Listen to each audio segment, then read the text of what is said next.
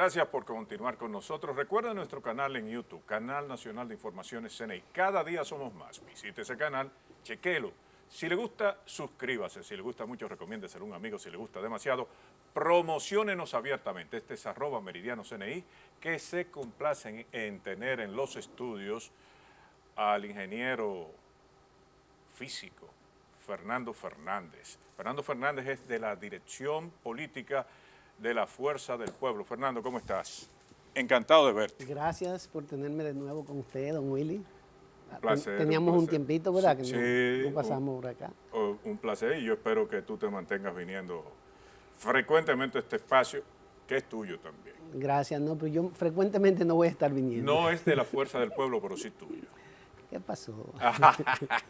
Mira, Fernando, ¿cómo tú ves el ajedrez político, como dicen algunos analistas, luego de las elecciones que dan como ganador a Luis Abinader? Pasó lo que tenía que pasar, es lo primero, y lo habíamos anunciado con mucho tiempo de antelación, de que en una política justa, o Luis Abinader era presidente o Leonel Fernández era presidente.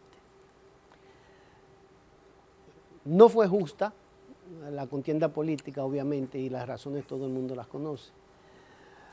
Pero por suerte que por lo menos tenemos un presidente nuevo.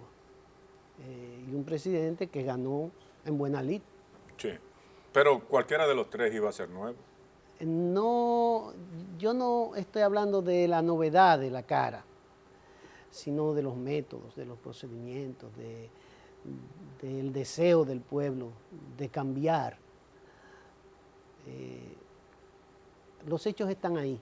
Yo no voy a llover sobre mojado ni a hacer leña del árbol caído, pero se merecen que se haga leña de ellos. ¿Y por qué tú no vas a hacer leña del árbol caído? Porque a mí me gusta ver con optimismo el futuro. Luis Abinader tiene una oportunidad que la historia le ha dado, que el pueblo dominicano le ha puesto en sus manos, de hacer las cosas medianamente bien, y no debe desperdiciarla.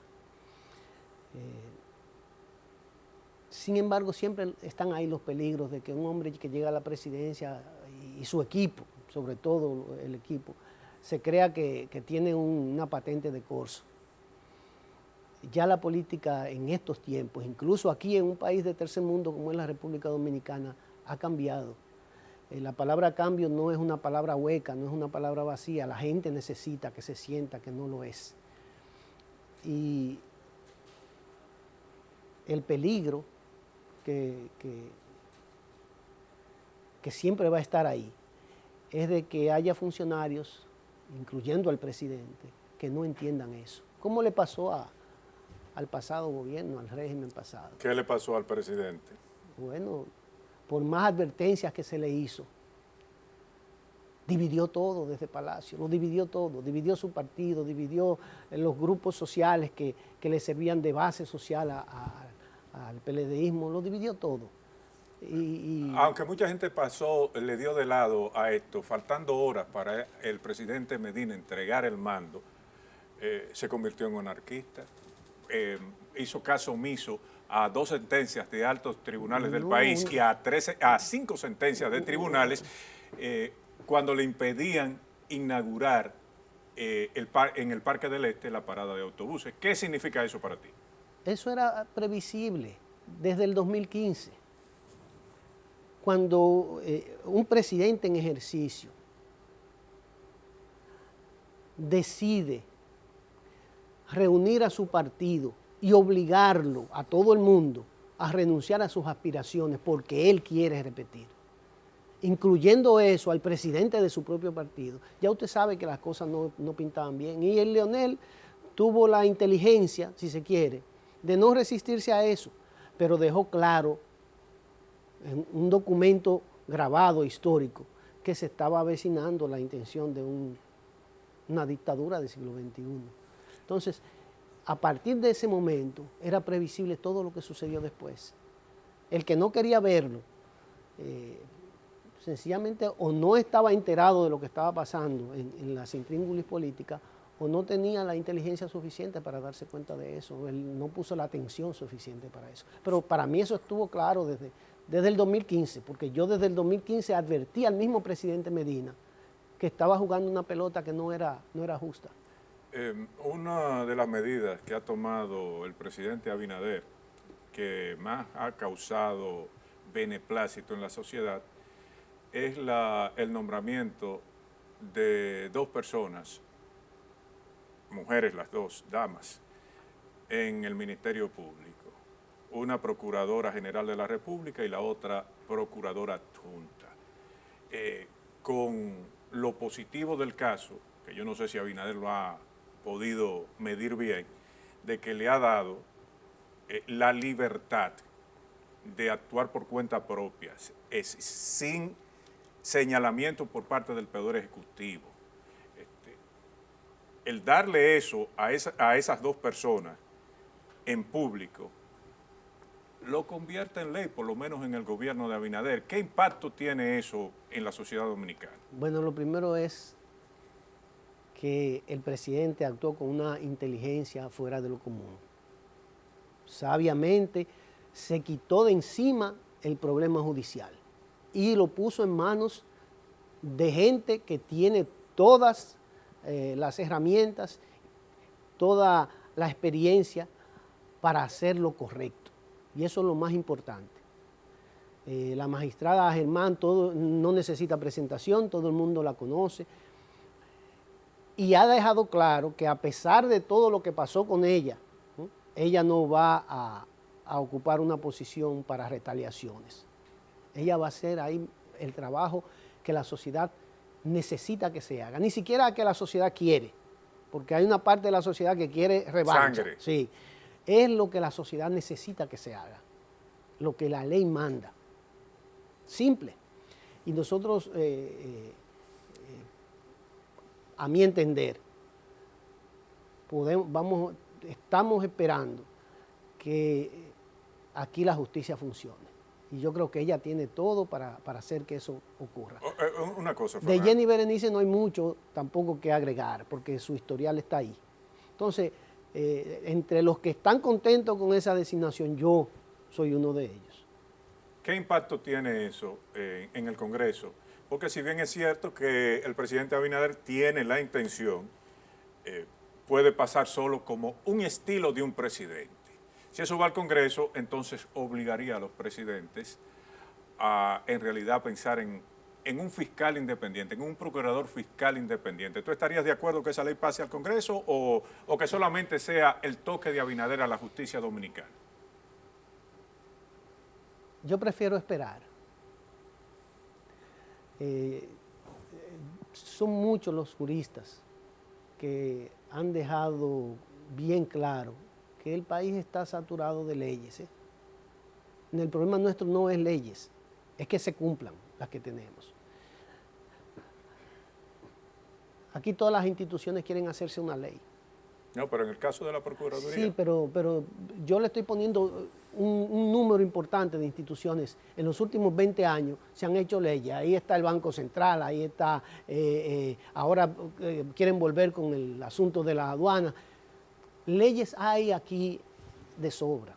Aquí lo que ha faltado es hombres y mujeres que la pongan en ejecución. El caso de la Procuraduría, ¿tú crees que debe ser nombrada por el presidente o que debe una ley obviar la presidencia de la República para crear un fiscal independiente? Eso es irrelevante. Sí, eso mí. No es irrelevante. Para mí es irrelevante. Volvemos a tener un procurador Óigame, como el óigame, anterior. Cuando a usted le pongan en manos una misión que está contemplada por la Constitución de la República, usted puede ser el mejor del mundo y si en su corazón, si en su intención, si en su accionar usted no cumple con la ley, sencillamente la ley no importó. ¿Qué fue lo que hizo el presidente saliente? Usted no acaba de decir que se fue a Santo Domingo Este y violó la Constitución. Sí. Entonces no es un asunto de ley. Es un asunto de que la ley se cumpla. Pero la ley también implica castigos para el desacato. Sí, pero es que a lo que yo no quiero en lo que yo no quiero que esta sociedad caiga es en pensar que la fiebre, como dice el pueblo, como está en la sábana. No es el código, no son las leyes. Es decir, para ti es indiferente que esté por ley o que Abinader lo quiera imponer. Eso es irrelevante para mí. Porque si está por ley y el presidente de la República se le ocurre presionar al individuo que esté ahí, aunque esté por la ley que esté, el presidente lo va a presionar. Y lo más probable es que se salga con la suya. Entonces, si se deja eso así, sería solamente el estilo. El presidente Fernández se muestra contrario a que se nombre, o se mostró contrario a que se nombrara un fiscal independiente. El presidente Fernández... Se basó que en Estados Unidos... El presidente Fernández tiene una experiencia de Estado riquísima. Sí, pero... Por eso es que yo digo que cuando aquí se habló, por ejemplo, del 4%, la gente pensó que era por dinero, que la educación no funcionaba. No es por dinero, no era por la ley del 4% que la educación no funcionaba. Es que hay una sociedad que no ha madurado. Y cuando hablo de la sociedad, hablo de todos nosotros. ¿Por qué se produce el cambio ahora de gobierno? ¿Por qué fue un grupo de jóvenes a la explanada de la Junta Central Electoral a protestar? ¿Por qué el presidente Fernández fue a la explanada del Congreso Nacional a demandar que no se violara la Constitución de la República, no se modificara la Constitución de la República? ¿Y por qué lo acompañaron? Porque la sociedad cambió. Hasta que la sociedad de abajo para arriba y de arriba para abajo no cambie, no importa cuántas leyes usted ponga. Pero tú me dijiste que el presidente Fernández y otros políticos más luchaban para que no se violara la Constitución. Bueno, si en el Congreso de la República se inserta la figura del procurador independiente... Vuelvo y repito, no es una ley lo que tenemos que impulsar, es una sociedad que haga que las leyes se cumplan. Y no se pueden las dos cosas al mismo tiempo. No. Hasta que nosotros no entendamos dónde está el problema, vamos a estar dando palos a ciegas. Ese fiscal independiente, como el presidente Abinader lo señaló, tiene una potestad increíble porque puede trancar... Usted me quiere meter en el tema de fiscal independiente. Yo le estoy diciendo... ¿Cuál es el problema de no meterse en eso? Don Willy, porque nosotros estamos cambiando los blancos. Si nos entretenemos en dispararle al toro que no es, nos va a dar el toro que es. ¿Te ha oído el cuento de Juan Bosch? Ajá. Entonces, no. Nosotros lo que tenemos que impulsar es una sociedad que haga que las leyes se cumplan. No una sociedad que tenga más leyes. Es que haga que las que tenemos se cumplan. Okay, pero si nosotros obligamos con nuestra opinión, con nuestro proceder, con nuestra presión social, a que los funcionarios cumplan la ley, todo va a salir bien. ¿Cómo yo puedo titular esto? Fernando Fernández ¿está a favor o en contra de que se nombre por ley un fiscal independiente? De ninguna manera lo titulo. No se titula. No, porque yo no estoy en ese debate. Okay. Para mí eso es un debate irrelevante. Ok. El nombramiento de las dos damas en la Procuraduría General de la República, de ¿cómo afecta el caso de Odebrecht? No va a afectar el caso, lo que va a hacer que el caso se vea en su justa dimensión. Así lo espera esta sociedad. Hay una reformulación. Saber qué pasó ahí, saber quiénes son los responsables reales de lo que pasó ahí, saber cómo fue que ocurrió lo que ocurrió ahí. Porque el caso es un caso de corrupción y eso no hay que demostrárselo a nadie porque la misma compañía lo dijo. Sí. Fue la misma compañía que dijo hace más de 4 o 5 años que entregó 92 millones de dólares a una persona aquí, o a varias. Es la misma compañía la que ha dicho que tiene los llamados nombres clave, codenomes, ¿verdad? Pero nadie sabe cuáles son. Pero ahí hay 41 millones salieron que la compañía no declaró y que sí el conjunto de periodistas latinoamericanos pudo... Entonces hay que profundizar en esas investigaciones de manera objetiva, no tapar, no ocultar a nadie la verdad. Entonces, a eso es que uno aspira, a saber exactamente qué fue lo que pasó ahí, quiénes son los responsables, hasta dónde llegó el daño que se hizo a la sociedad dominicana. Eso es lo que nosotros necesitamos saber. Y en función de los resultados de esas investigaciones, entonces tomar decisiones judiciales, llevar a la justicia y condenar a los responsables de eso. ¿Y tú crees que esas aspiraciones que tú tienes y muchas personas también se concretizarán con el nuevo Ministerio Público? Si no lo hace, si ese Ministerio Público nuevo no lo hace, entonces será el único responsable de todo. Porque la autoridad social la tiene, la autoridad legal la tiene, y el visto bueno y la autoridad presidencial ya se entregó. Hay 4 obras de Odebrecht que no están en el expediente originario o original de la Procuraduría General de la República. 3 de Obras Públicas y Punta Catalina. Precisamente hoy el ministro de Energía y Minas, Tonito Almonte, anunció que el presidente Abinader convocará una licitación internacional para una auditoría sobre el proceso de construcción de la planta Punta Catalina. ¿Qué te parece ese anuncio? Yo creo que eso está bien, pero yo creo que también hay suficientes elementos de juicio ya, elementos de juicio, para poner eso en manos de la justicia. ¿Del Ministerio Público? Sí, del Ministerio Público. Que sea el Ministerio Público que maneje eso. Y ya no está apoderado el Ministerio Público. Es lo que yo entiendo. Es lo que yo entiendo. Debe haber una reformulación. No debe pedir permiso al Ejecutivo para eso. No, y ya el presidente Abinader en público le dijo que se lleven de la Constitución nada más, que él no tiene nada que ver en eso. ¿Qué fue lo primero que hizo el régimen pasado con Punta Catalina? Lo primero que hizo Sí. es que el vicepresidente dijo que el presidente le había ahorrado 100 millones al país. Mientras el Ministerio Público, el procurador estaba haciendo una investigación, el presidente nombró una comisión de notables. ¿Usted no se acuerda? Sí. Sí. ¿Por qué hizo eso? Para obviar la justicia. Entonces, eso de una licitación yo no lo veo con buenos ojos. Yo lo que prefiero es que sea la Procuraduría que se encargue de todo eso. Sí, es verdad, porque el mismo presidente dijo que usted es la que tiene que ver con eso, que yo no me tengo que meter. Entonces, ¿para qué están haciendo ellos auditoría? Sí, eso es verdad. Tiene lógica, yo no lo había visto de esa forma. Pero es lo que le digo. Usted es un hombre inteligente. No, es la experiencia pasada.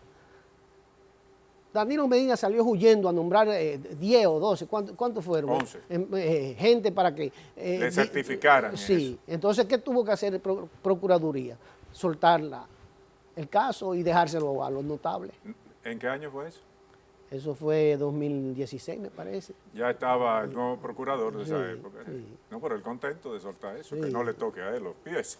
No, recuerde que sacó la página 14 del expediente. ¿Usted no se acuerda?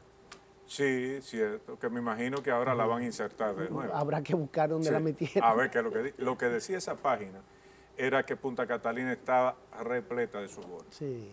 Y entonces la arrancaron y ya no existe. Sí. Eso es como el avestruz, que ante el peligro mete la cabeza en un hoyo. Sí. Entonces, esos ejemplos son suficientes para uno saber por dónde puede venir eso de auditorías y cosas, al margen del Ministerio Público. A mí me gustaría tocarte el tema del Ministerio de Relaciones Exteriores, del asiento que nosotros tenemos todavía hasta final del 2020 en el Consejo de Seguridad de Naciones Unidas, Sí. donde compartimos ese honorable puesto con 14 naciones más, 5 que siempre están ahí. Le quedamos mal a los chinos. Sí, entonces ahí voy. República Dominicana, bajo el gobierno de Danilo Medina, firmó una serie de acuerdos, entre ellos un acuerdo de coincidencia entre las dos naciones para tomar decisiones conjuntas. Sí. Parece que eso se va a echar para atrás, pero en términos de independencia dominicana, ¿cómo tú lees el acuerdo y cómo tú lees lo que yo te estoy diciendo, que eso se va a desvanecer? Bueno, eso es una señal de que ya se echó para atrás. Sí. Porque China votó en una dirección y nosotros votamos en la dirección contraria. Mire, ese acuerdo, lo primero es que yo fui posiblemente de las primeras personas que condenó la forma en que se establecieron las relaciones con China. No necesariamente la relación con China, pero la forma en que se hizo. Y yo establecía claramente... Y la forma que soltaron a Taiwán también. No, eso. Cuando me refiero a la forma en que se hizo, fue a eso. Una forma desconsiderada para con un aliado de toda la vida nuestro, que fue Taiwán. Pero además, sin exponer las razones a la opinión pública, al propio país, de por qué se hizo eso. Entonces, ¿qué hubo detrás de la relación apresurada y la rotura también de mala manera con Taiwán? Solamente el presidente Medina y su grupo de comerciantes tienen la clave de por qué fue que lo hicieron. Dicen que hay acuerdos que no conoce la sociedad. Así debe ser, seguramente que sí. Una vez hecho eso y cambiado el gobierno, era lógico pensar que ya esa camaradería y ese enamoramiento y filtreo con China iba a terminar. Y para muestra un botón. Esa decisión que se tomó, que nada más la tomaron Estados Unidos, por cierto, y República Dominicana, con relación a la política hacia Irán, dice claro que ya, yo no vi ni siquiera dónde estaba sentado el embajador chino. Lo tenían atrás, en la fila de atrás. Al que yo vi fue a Pompeo adelante. Sí, en primera fila. Sí, entonces, el mensaje fue claro. Más claro de ahí no puede ser. Pero además sentaron al chino atrás, en la última fila. Óigame, el secretario Pompeo, el canciller del país, no es un hombre que se mueve a Europa con facilidad. Y es un hombre que debe moverse a Europa y debe moverse a Asia y debe moverse a Rusia, a esos sitios. Y no lo hace con facilidad. Y aquí vino con una facilidad pasmosa y se pasó creo que 2 días, 3 aquí. No, y después escribió que era fantástico estar en el país. Sí, entonces eso le dice a usted que los Estados Unidos están puestos para China aquí en República Dominicana, como dice la gente. Porque ellos han entendido que el paso que dio el régimen pasado fue un desafío a su política regional. Ciertamente lo fue. Las intenciones de ceder puertos y puntos logísticos de República Dominicana y que fueron remarcados por algunos embajadores en la región norteamericanos, incluyendo la embajadora en Panamá en un momento determinado, cuando indicaba, y después dicho por la embajadora norteamericana en el país, que el país no podía ceder puntos estratégicos, refiriéndose a los puertos del país, a manos chinas. ¿Eso se suspendió o ya los chinos están...? Mire, tengo que volver otra vez a recordarle a la audiencia, a su audiencia, algunas cosas que yo dije hace más de 3 años. Cuando todavía no habían roto las relaciones entre el presidente Fernández y el viejo partido, yo defendía la tesis de que tenían que separarse. ¿Usted recuerda eso? Y yo decía que en esa separación se iban a producir eventos que iban a hacer que uno de los dos pactara con fuerzas externas. Y cuando me preguntaban que con quién yo iba a estar de los dos, yo decía, yo voy a estar con el que no esté en ese pacto con fuerzas externas. Pues mire, se produjo exactamente así. Vino el rompimiento y vinieron las relaciones con fuerzas externas chinas, aquí, del grupo que estaba en Palacio. Llegó un momento que la voz del embajador chino sobresalía sobre todas las voces diplomáticas del país. No, él era parte de la política interna nuestra. ¿Por qué yo decía eso? Porque eso es lo que hacen esas grandes potencias cuando un país se divide. Ven el caldo de cultivo para meterse ahí y sacar beneficios para, como es lógico, como es normal, beneficios para su propio país. Pero había un ingrediente adicional en eso, y era que cuando una fuerza política en el ejercicio pleno del poder se divide, tiene que compensar esa división con algo que no está dentro de su capacidad interna suplir. Sí. Y es una protección externa. Y entonces el régimen se refugió en los chinos, aparte de la parte comercial que hay, o lógicamente con eso. Pero, ¿cuáles fueron las consecuencias de esos acuerdos? Que nos enteramos después, Sí. Después que se firmaron y todo fue que nosotros supimos que había acuerdos para Naciones Unidas, nosotros ejercer políticas comunes y todo eso. ¿Cuáles fueron las consecuencias de eso? Todavía nadie la sabe. Y todavía nadie sabe otros acuerdos que firmaron. Ahí voy, todavía nadie la sabe. En términos, digamos, del interés nacional.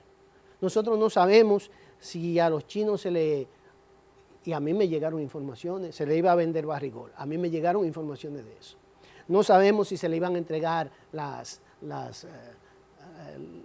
riquezas mineras de Pedernales. Y a mí me llegaron informaciones de eso. Entonces, hay un sinnúmero de cosas que nosotros no estamos enterados. Pero tarde o temprano saldrán a la luz. Dice un dicho popular que más vale un malo conocido que un bueno por conocer. Hay muchas cosas que el régimen pasado tiene que explicarle a la nación. Yo no sé quién de ellos lo hará. Lo que yo sé es que los dueños de ese régimen no van a tener una vida política sin angustias. No la van a tener. Porque el país irá descubriendo todas esas cosas. Y los actuales gobernantes, me refiero a todos los funcionarios, si no dan a conocer al país qué fue lo que ocurrió durante los pasados 4 o 5 años en la República Dominicana, entonces van a terminar cómplices. Y se le va a pegar el favo a ellos. Y se le va a pegar el favo a eso. Consecuencia, no podrán repetir en las elecciones venideras.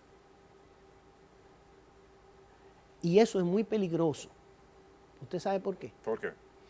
Porque entonces puede subir cualquier cosa a la presidencia de la República. Puede subir otra vez. Cualquier cosa. Cualquier cosa. Entonces lo que le conviene a la nación es que nos pongan todo sobre la mesa. ¿Cuál fue, hasta dónde llegó el daño? Y que no haya impunidad. Tenemos la suerte, si se quiere, de que hay 2 personas ahí en la Procuraduría, a las que uno entiende que no le tiembla el pulso para hacer lo debido. Pero eso se verá en los próximos días. Ahí voy. Pero eso se verá en el futuro. Si esas personas no fallan, aquí podemos tener serias dificultades. Fernando, el tiempo se está yendo, pero en el ajedrez político tenemos un PRM en el poder y por los próximos años se perfila como que va a pelear el poder.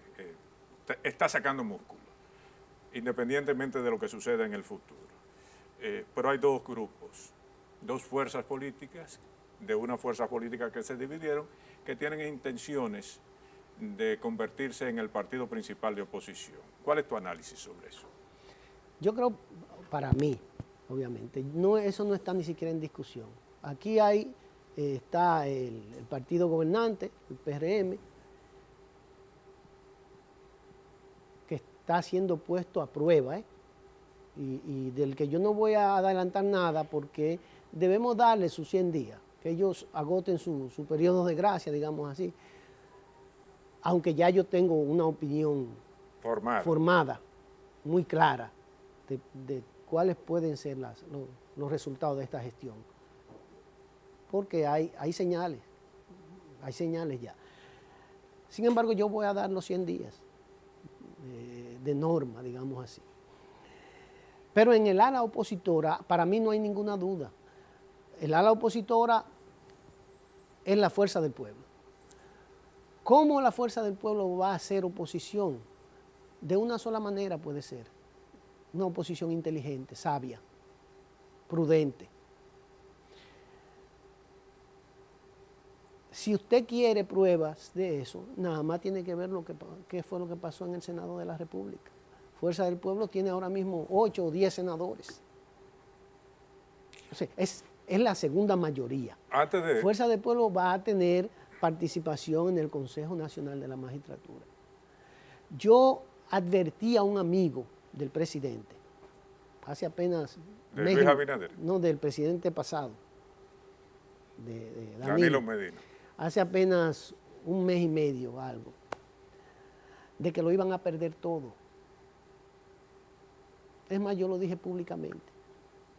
Yo llegué a decir que Danilo iba a ser preso por los desmanes que estaban haciendo en su régimen, en su gobierno. Yo lo dije.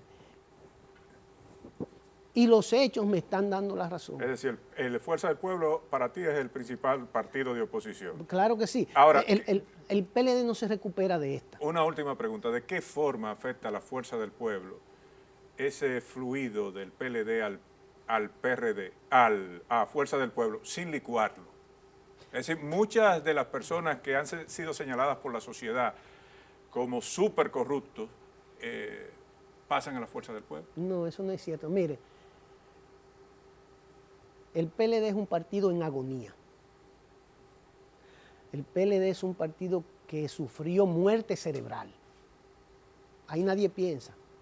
Ahí todos se sacrificaron y se tiraron al abismo. Ahí nadie usó el cerebro para poner un stop a lo que estaba pasando. Es decir, partido que tuvo muerte cerebral, ese partido. ¿Qué es lo que ocurre? La sociedad necesita guías. Y ahora mismo el único partido que puede servirle de refugio a esa sociedad que necesita guía político es Fuerza del Pueblo. Ya se acabó, Fernando. Se acabó, pasó volando. Gracias por tenerme. Se me quedaron 2 o 3 preguntas. A lo mejor que no te la hice, no te vayas a poner guapa conmigo. A ustedes, amigos, aquí, a ustedes, volvemos mañana jueves, si Dios lo permite, en otra entrega más de @meridiano CNI. Hasta entonces.